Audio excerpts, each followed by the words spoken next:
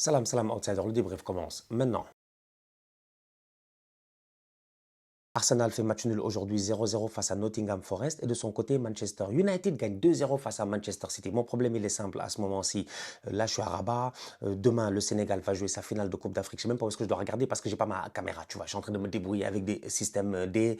L'essentiel, c'est que vous ayez un débrief. L'essentiel, c'est de donner un signe de vie. J'ai pas eu l'occasion de voir le match du Real Madrid. Donc, du coup, les gars de Madrid, j'arrive sur votre cas. Bande de tocards, bande de nullards. J'ai vu ce que vous avez fait face à ABCD, comme il a dit le copain Riles.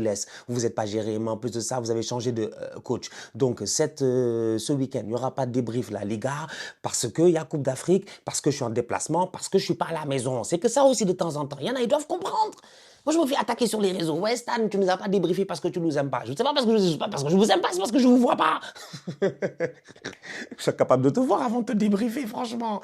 Donc, du coup, ouais, c'est ici que je dois regarder. Donc, du coup, cette équipe du Real Madrid-là, on aura l'occasion d'en parler dans les prochains jours quand j'aurai terminé toutes ces affaires-là de Coupe d'Afrique des Nations.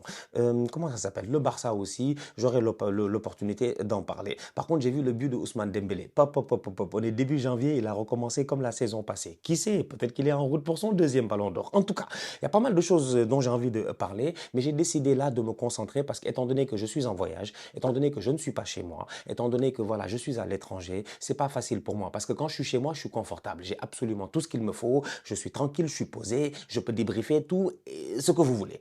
Là, c'est pas le cas. Donc, Arsenal fait 0-0 face à Nottingham Forest, performance de tocard. Manchester United gagne 2-0 face à Manchester City. Je suis surpris. Pourquoi? Déjà, mon coiffeur. Gère-toi. Gère-toi. Je suis tranquille, posé. Je reçois des audios du coiffeur. Le coiffeur, il a cru qu'on est amis maintenant. C'est parce que la dernière fois, mon coiffeur, fan de Manchester United, je me suis moqué de lui. Depuis lors, il n'arrête pas, il ne veut pas lâcher ma veste. United a gagné 2-0 face à Manchester City. Franchement, il n'y a rien à dire. Top performance de la part de Manchester United. Moi-même, j'ai été surpris de la performance de la part de Manchester United. Mais là où c'est intéressant réellement, quand tu regardes bien, c'est que United, eux aussi, ils ont changé de coach. Donc, du coup, il y a Michael Carrick qui est arrivé. Et Michael Carrick, c'est pas un tocard. Michael Carrick, pour ceux qui connaissent, pour les anciens en tant que tels, ils savent c'est qui Michael Carrick. Moi, je me rappelle du double pivot Michael Carrick, Darren Fletcher. C'est pour les anciens. Michael Carrick, il a joué avec les Anderson. Et aujourd'hui, je pense que c'est ce qu'il a essayé de faire un tout petit peu en mettant Kobe Maino et puis Casemiro. Et franchement, ça a très bien marché. Une équipe de Manchester United qui, face à Manchester City, évidemment, n'avait pas la possession de balle. Près de 32% de possession de balle globalement dans le match. Mais une équipe de United qui a changé de mood. Ruben Amorim était têtu. Ruben, s'il te plaît, change ton système de jeu. Il ne veut pas. Ruben, s'il te plaît, arrête ta défense à 3, mets une défense à 4, joue au football. Il ne veut pas. Ruben Amorim, pourtant, à mon humble avis, je pense qu'il ne faisait pas une si mauvaise saison que cela. Cependant, c'était insuffisant par rapport à ce que United a en stock. Quand tu vois les joueurs qu'ils ont aujourd'hui à United, quand tu vois le mercato qui a été fait à United, on est en droit normalement, si tu es fan de Manchester United, de t'attendre à ce que ton équipe performe mieux. Donc du coup, quand je vois la performance de United aujourd'hui face à Manchester City pour la première de Michael Carrick, j'ai envie de le saluer. Pourquoi? Parce qu'il a été plein d'audace, mais au-delà de ça, il a fait confiance aux anciens, aux vétérans. Il a fait confiance aux vétérans. Je regarde le 11 de départ de Manchester United et qui je vois dans le 11 de départ de Manchester United? L'ancien recteur de l'université du tocarisme, mon ami Harry Maguire, un grand tocard franchement. Mais Harry Maguire, depuis la saison passée, ce n'est plus un tocard. Harry Maguire est un ancien tocard. C'est un alumni de l'université du tocarisme, franchement. C'est un gradué. Harry Maguire sait gérer aujourd'hui, début de match, quand il saute sur Haaland, qu'il claque cette tête-là avec plein de volonté et d'envie et que la frappe tape le poteau, tu te dis c'est un United qui est en mission. C'est un United qui est en mission. C'est pour cela qu'aujourd'hui j'ai mal. Pourquoi? Parce que pendant que United est en train de taper City, pendant que United est en train d'aider Arsenal à essayer d'avoir 9 points d'avance, nous on a choke face à Nottingham Forest. On ne sait pas gérer. Donc United arrive aujourd'hui avec Harry Maguire sur le terrain, Luke Shaw sur le terrain, comment il s'appelle encore? Qui d'autre on peut dire? Ouais, des anciens. Luke Shaw, Harry Maguire, voilà, des anciens. Il leur a fait confiance. Il les a ramenés un tout petit peu. C'est des gars qui connaissent très bien Manchester United, c'est des gars de la maison et je pense que United, c'est de ça dont ils avaient besoin. C'est de ça dont ils avaient besoin, franchement. Ils avaient besoin de cohésion, ils avaient besoin d'une envie collective, ils avaient besoin de quelqu'un pour les leader. Et je pense que Michael Carrick est un grand leader parce que comme j'ai eu à dire tout à l'heure, Carrick, c'est un joueur pilier des années Sir Alex Ferguson. Michael Carrick, c'est pas n'importe qui. Peut-être qu'il y en a beaucoup qui ne le connaissent pas, mais c'était un très bon joueur de football. Mais au-delà de ça, c'était un joueur de football très, très intelligent. Michael Carrick, c'était Voilà, c'était des vibes un peu, bon, on peut caricaturer un tout petit peu, mais c'était des vibes un peu à la Rodri, à la Sergio Busquets, tu vois, ce genre de milieu de terrain là, très élégant, qui a une très belle vision de jeu, qui t'a l'impression, ils sont, je sais pas, ils sont perchés sur le terrain, ils voient absolument tout, tu vois, c'est ça Michael Carrick. Donc du coup, je pense que Michael Carrick, durant ces derniers temps de Ruben Amorim, il a eu le temps, calmement, d'observer son équipe et de se dire comment est-ce que je peux jouer de manière efficiente. Et c'est ce qu'ils ont fait aujourd'hui, en fait, les joueurs de Manchester United. Ils ont joué de manière efficiente. Contre-attaque, but. Corner pour Manchester City, si je ne me trompe pas. Contre-attaque, ça sort rapidement. Avec qui? Avec les boys de la Coupe d'Afrique des Nations. Bryan Mbeumo de retour. Bryan Mbeumo de retour. Il a fait une très belle Coupe d'Afrique des Nations avec le Cameroun. À mon humble avis, franchement, il s'est géré. Amad Diallo, il n'y a absolument rien à dire. Il a lui aussi fait une très très belle Coupe d'Afrique des Nations. Il a été ultra décisif avec cette Côte d'Ivoire-là. Ces deux joueurs qui reviennent de la CAN et automatiquement, ils se gèrent. Donc du coup, tu regardes United aujourd'hui et en plus de cela, comme j'ai dit tout à l'heure, il n'y a plus de système à 5 derrière. Il n'y a plus besoin d'avoir peur. C'est Manchester United. Ils sont à Old Trafford, donc ils vont se gérer. Donc du coup, ça vient en 4-2-3-1 et ça fonctionne à la perfection. Pourquoi? Parce que Bruno Fernandes, enfin, n'est plus un numéro 6. Moi, j'étais fatigué. Moi, j'étais fatigué, franchement. Bruno Fernandes, numéro 6. Je sais pas, en fait. Je sais que Bruno, ça peut être un meneur de jeu reculé. Ça ne veut pas dire que Bruno devait être à côté de Casemiro et que Bruno devait jouer dans cette position de double pivot. Ruben Amorim, sur ce point-là, malheureusement, à mon humble avis, il ne s'est pas géré. Au-delà de cela, il y avait de la difficulté à pouvoir faire confiance à ces jeunes-là. Kobbie Mainoo fait partie du futur de Manchester United. C'est comme ça qu'on nous l'a présenté. Je ne comprenais pas pourquoi il y avait de la difficulté de la part de Amorim à réussir à lancer Kobbie Mainoo de la bonne manière. Donc, du coup, quand United vient aujourd'hui face à Manchester City et qu'ils font la performance qu'ils ont fait aujourd'hui en contre-attaque et que ça sort bien et que Bruno Fernandes donne sa passe décisive à Mbeumo, je te dis attention à eux parce que la semaine prochaine, ils jouent Arsenal. But de Mbeumo, poteau de Amad, but de Dorgu, Cunha sensationnel dès qu'il est rentré. Donnarumma les a sauvés, City n'a été inexistant. Performance tocaresque de la part de Manchester City, explicable quand même, tout de même, explicable cette performance tocaresque de la part de Manchester City, parce qu'on peut quand même se dire que oui, heureusement que Donnarumma a fait tous les arrêts qu'il a fait aujourd'hui. Franchement, il a fait un double arrêt à un moment donné, grosse frappe, arrêt, Casemiro qui arrive, plein de lucidité, de calme, qui essaie de mettre le ballon en haut, t'as les longs pieds de Donnarumma qui sont là pour sortir le ballon. Donc du coup, ouais, tu te dis que c'est quand même une équipe de Manchester United qui aujourd'hui aurait pu faire beaucoup plus mal à Manchester City, parce qu'à City, qu'on le veuille ou non, oui, à United, il y a un changement d'air, il y a une nouvelle ère, il y a une nouvelle équipe, donc ça fonctionne bien et tout, mais à City, c'est la galère. C'est la galère. Là-bas, il y a changement d'air, là-bas, c'est la galère. Ake, Alain, Kousanov, Lewis. C'est la pire défense, je pense, de l'histoire de Manchester City que Guardiola a eu à mettre. Franchement, City a eu quand même des Bakary Sagna, des El Hakim Mangala. Ils étaient plus forts que ces boys-là. Franchement, je ne vais pas vous mentir, ils étaient plus forts que ces boys-là.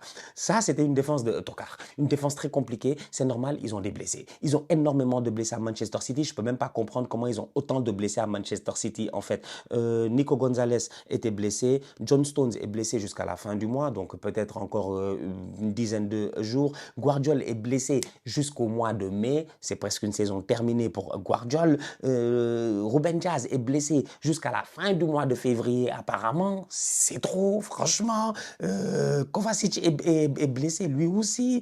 Donc, il n'y avait plus de défenseurs. C'est pas pour rien qu'en plein milieu de ce début de mercato, ils sont allés chercher Marc Guéhi parce qu'ils n'ont pas le choix. Ils sont obligés d'aller chercher Marc Guéhi, tu vois. Ils sont obligés d'aller chercher un top défenseur. D'ailleurs, ça a posé des problèmes à Crystal Palace et à Oliver Glasner qui, lui, s'est fâché en disant que sa direction l'a abandonné. Comment est-ce qu'il peut perdre un joueur aussi important comme ça en plein milieu de la saison et tout. Mais quand Manchester City arrive, quand Manchester City fait l'appel, peut-être que tu n'as pas trop le choix. Donc, du coup, le boy, il a fait son choix. Il a décidé d'aller à Manchester City. City en a besoin. Aujourd'hui, il n'a pas joué. J'imagine qu'il n'était pas encore prêt. Mais dans les prochains jours, je vois, il n'était même pas sur la feuille de match. Mais dans les prochains jours, ils auront définitivement besoin de ce boy-là. Donc, du coup, c'est un Manchester City qui avait trop de lacunes défensives aujourd'hui. Surtout les contre-attaques, en fait, ils ont failli se faire goumer, ils ont failli se faire tuer. Les boys de United allaient trop vite. Dorgu, top performance de sa part. Franchement, il a été top, top, top, top, top. Amad, comme j'ai dit tout à l'heure, il a été top, top, top, top, top. Et Mbeumo, il a encore une fois été décisif. Donc, bien joué de la part de Manchester United. Petit bémol, et ça, on peut en parler rapidement, franchement, il y a carton rouge, je m'en fous, c'est votre problème. Je pense qu'il a échappé. Dalot a échappé.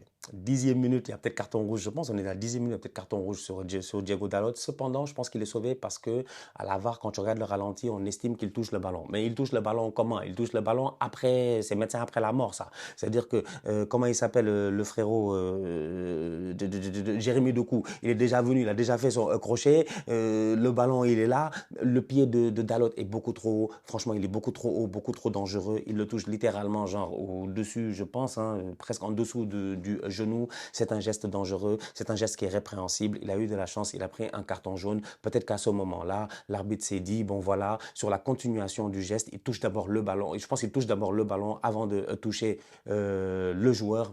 C'était quand même dangereux, il a échappé, donc du coup voilà. Mais globalement parlant, ça n'a pas changé réellement le match. C'est vraiment une belle performance de la part de Manchester United qui est à saluer. Et comme je dis, la semaine prochaine, ils vont jouer face à Arsenal. Ils ont un nouveau coach. Et ça, c'est l'effet placebo. J'en ai déjà parlé plusieurs fois. Ceux qui connaissent mes débriefs, ils savent, c'est l'effet placebo. C'est-à-dire que je suis malade, je suis malade, je suis malade, je suis le malade imaginaire de Molière. Je vais mourir aujourd'hui, je ne sais pas ce qui va m'arriver. Ouais, il y a toujours des boys comme ça. Après, tu te lèves et tu leur dis, tiens, prends ce médicament. C'est même pas un médicament, c'est un bonbon. Il n'y a absolument rien dedans. Mais dès que tu lui donnes, il est comme, ah, je suis guéri, je suis guéri, je suis guéri. C'est ça Manchester United aujourd'hui. Parce que ces boys-là, ils ont du talent, mais ils avaient besoin de quelqu'un pour venir et déclencher quelque chose dans leur esprit, dans leur cœur, dans leur envie. Et c'est ça que Michael Carrick a fait. Et quand tu vois les interviews d'après-match des joueurs de Manchester United, tu comprends automatiquement que Michael Carrick a su les motiver au courant de la semaine. En tout cas, c'est un très beau début pour United. Et moi, ça m'inquiète. Pourquoi? Parce que derrière, ils vont jouer face à Arsenal. Au niveau des City, il va falloir qu'ils se gèrent quand même offensivement. Phil Foden est sorti blessé aussi. Ça, tu te dis, c'est eux, c'est leur problème. Mais Phil Foden est sorti blessé aussi. Donc j'ai envie de dire, tu vois, tout ça là, ça fait qu'Arsenal doit gagner. En fait, City, ils sont là en train de tomber un par un. C'est l'hécatombe à City. L'infirmerie, elle est pleine et tout ça. Et puis nous, au lieu d'aller chercher des points, on se gère pas. On se gère pas. Ça fait 2 week-ends d'affilée que City perd des points. Ça fait 2 week-ends d'affilée qu'Arsenal perd des points. Et c'est qu'à un moment donné aussi, moi, je veux aider mon équipe, mais je ne veux pas nous aider. Franchement, je suis anormalement déçu aujourd'hui de la performance de mes Gunners face à Nottingham Forest. Le match, il n'est pas bon. Le match, il n'est pas bon. Le match, il finit 0-0. La première mi-temps, elle est...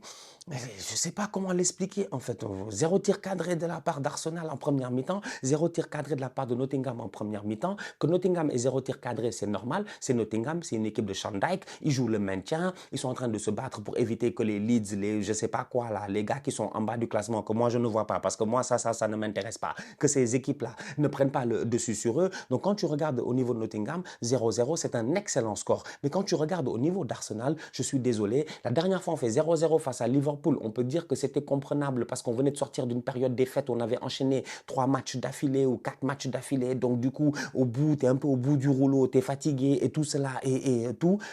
Mais aujourd'hui, face à Nottingham, quand on fait 0-0, franchement, moi je suis fâché parce que j'ai envie de dire qu'on aurait pu beaucoup mieux faire. Matt Sells, le gardien de Nottingham, était de retour dans les buts. Il a été exceptionnel. Il a fait des top arrêts. Martinelli a fait le tocard comme d'habitude. S'il te plaît, claque un but et juste en face des camps, tu ne te gères pas. Bukayo Saka met sa tête. Matt Sells va faire l'arrêt. Il y a Declan Rice, Merino, je ne sais pas quoi. Les gars se gênent et puis tout cela. Gabriel. Il y a tellement d'occasions qu'on a ratées aujourd'hui que moi je me pose des questions à savoir, est-ce que réellement cette équipe-là, elle est capable de tenir à un moment donné face à Manchester City? Ce serait une honte, franchement. Je ne vais pas vous mentir, ce serait une honte. On a en ce moment, on aurait pu avoir 9 points d'avance, on aurait même pu avoir 12 points, je pense, ou 11 points d'avance si on s'était géré la dernière fois face à Liverpool. Malheureusement, on ne l'a pas fait. On a pour le moment, je pense, c'est ça, on a maintenant que 7 points d'avance. On a 7 points d'avance. Et dans les 7 points, tu as Aston Villa qui est derrière, qui a le même nombre de points que Manchester City, qui à tout moment peut revenir sur Arsenal. C'est que...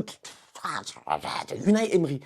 Unai Emery, on est capable de choke le titre une année où Pep ne va pas gagner le titre, mais c'est Unai Emery qui va gagner le titre avec Aston Villa. Moi, je connais mon club.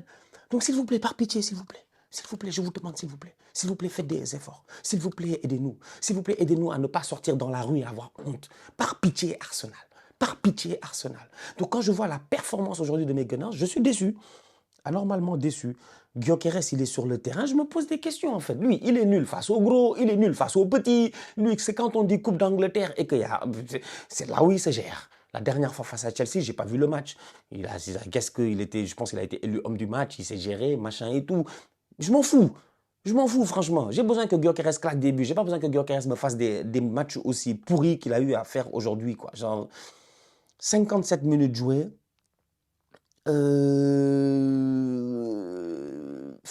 6 passes effectuées en 57 minutes. Tu te demandes, l'attaquant là, il sert à quoi? Il est là-bas, il est esselé. Est-ce qu'il a des tirs même? 10 ballons touchés, 0 duel gagné, 0 duel aérien remporté sur 5. En fait, Gyökeres, il sert à quoi? Gyökeres, c'est quoi ton problème? Non, c'est décourageant. Non, c'est décourageant, c'est décourageant. Avec toute l'armada offensive qu'on a, avec tout le mercato qu'on a, il n'y a pas un boy capable de claquer un but. Martinelli, 0. Gyökeres, 0. Madueke, virevoltant, dangereux, tout ça. Mais finalement, ça ne concrétise pas. Comment il s'appelle? Martin Odegaard ne se gère pas. Les remplaçants, Trossard, 0. Bukayo Saka, ça va, il a failli marquer. Mais bon, quand même, à la fin de la journée, j'ai envie de dire 0,5.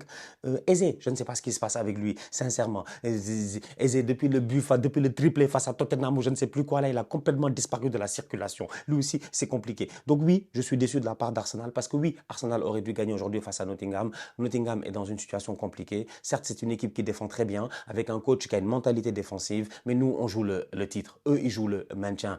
On aurait dû beaucoup mieux faire et on ne l'a pas fait. On va se plaindre en disant qu'on devait avoir un penalty. Je m'en fous. Franchement, je m'en fous. Parce que, vous savez, à un moment donné, quand tu as l'ambition de gagner le titre de la Première Ligue, tu ne peux pas être là à t'attacher sur des petits penalties à gauche et à droite. Oui, Olaïna a remis le ballon avec sa main à l'intérieur. Oui, il y a penalty. Mais on doit tuer le match avant d'être là, avant le penalty. On ne peut pas être là en train de se justifier, se cacher en disant, ouais, il y a le penalty, il y a machin, il y a quoi. Non, tuez le match quand il le faut, s'il vous plaît.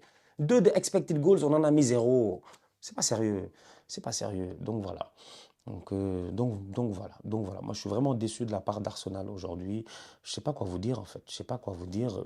On récupère notre défense type. Donc oui, évidemment, on va pas encaisser de but. Oui, évidemment, on est très très solide derrière. On donne peu d'occasions aux adversaires et c'est ce qui s'est passé aujourd'hui avec Nottingham. Mais devant, il faut que les gars soient capables de concrétiser. Donc encore une fois, dans un week-end où Manchester City perd, la dernière fois, ils avaient fait match nul. Nous aussi, on a fait match nul. Je pense que les avaient perdus, on avait fait match nul. Là, aujourd'hui, ils perdent face à United. Nous, on doit se gérer. Là, encore une fois, on ne se gère pas. Et la semaine prochaine, c'est nous. On joue Manchester United. United, ils n'ont absolument rien, il me semble, au courant de la semaine. Parce qu'il me semble que United, voilà, c'est des vacanciers. Hein. Ils ont un match par semaine, je pense. Effectivement, United n'a absolument rien à faire. Donc, du coup, Michael Carrick, après avoir battu Manchester City pendant les 6 prochains jours, il n'a qu'une seule chose à faire jusqu'à dimanche prochain. C'est entraîner son équipe mentalement à aller à l'Emirates pour aller chercher un minimum de 1 point. Ce qui nous arrange pas. Pendant ce temps-là, Arsenal doit jouer l'Inter Milan en Ligue des Champions avant de revenir à domicile pour jouer Manchester United qui, comme j'ai dit, a changé de coach et donc du coup, ils sont en pleine confiance. Donc ça va pas.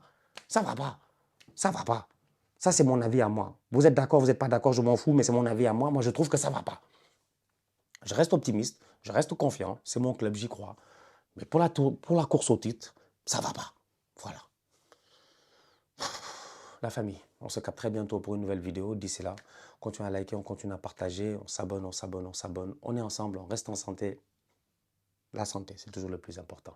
Tous outside.